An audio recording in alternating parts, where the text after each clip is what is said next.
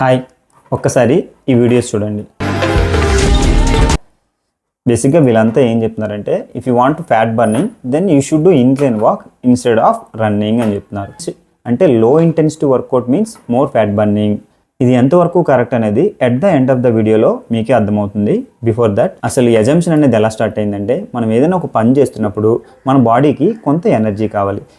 ఈ ఎనర్జీని మన బాడీ అయితే ఫ్యాట్స్ నుంచి కానీ లేకపోతే కార్బ్స్ నుంచి కానీ తీసుకుంటుంది. మన బాడీ ఎప్పుడు ఫ్యాట్స్ని తీసుకుంటుంది, ఎప్పుడు కార్బ్స్ని తీసుకుంటుంది అంటే depending on your heart rate, అంటే how hard you are working.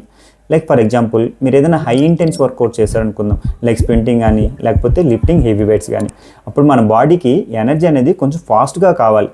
అందుకని మన బాడీ కార్బ్స్ని తీసుకుంటుంది. ఎందుకు కార్బ్స్ని తీసుకుంటుంది అంటే కార్బ్స్ అనేవి ఈజీగా బ్రేక్ డౌన్ అవుతాయి. ఆన్ అదర్ హ్యాండ్స్ ఫ్యాట్స్ అనేవి బ్రేక్ డౌన్ అవ్వడానికి కొంచెం టైం పడుతుంది. అందువల్ల మన బాడీ అనేది ఫ్యాట్స్ని ఎప్పుడు తీసుకుంటుందంటే లో ఇంటెన్సిటీ వర్కౌట్ చేస్తున్నప్పుడు, లైక్ ఇంక్లైన్ వాక్. అంటే దీని అర్థం low intensity workout means more fat burning? No, remember నీ బాడీ అనేది very smart. For example you are burning more fat by doing low intensity workout. At the end of the day నీ body అనేది less ఫ్యాట్స్ని తీసుకుంటుంది, more కార్బ్స్ని తీసుకుంటుంది. At the same time you are using more carbs by doing high intensity workout. At the end of the day నీ body అనేది less కార్బ్స్ని తీసుకుంటుంది, మోర్ ఫ్యాట్స్ని తీసుకుంటుంది. So you are doing high intensity workout or low intensity work, it doesn't matter.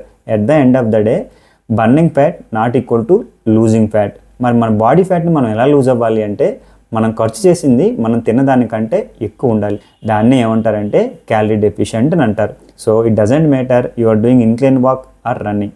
But small tip, మీరు ఎప్పుడైనా సరే incline walk చేయాలి అనుకుంటే ఆఫ్టర్ వర్కౌట్ తర్వాత చేయొచ్చు. మీరు ఎప్పుడైనా రన్నింగ్ చేయాలనుకుంటే మీ వర్కౌట్కి రన్నింగ్కి అట్లీస్ట్ ఒక 6 hours డిఫరెన్స్ ఉండేట్టు చూసుకోండి. Then fine and see you still next video.